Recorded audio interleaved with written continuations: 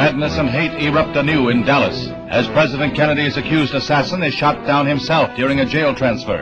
There's an ominous symbol in Lee Harvey Oswald's murder weapon as he is taken to the city jail basement where an armored car is to move him to a maximum security cell.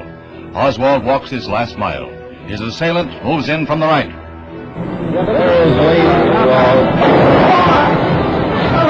He's been shot. He's been shot. Lee Oswald has been shot. Now, from another camera, the motion is slowed. The murderer moves in, and here is the shame of all America as Jack Rubenstein takes the law unto himself. The dying Oswald is rushed to the same hospital where President Kennedy died. Doctors work to save his life. But 48 hours and 7 minutes after the president's death, his accused slayer is dead.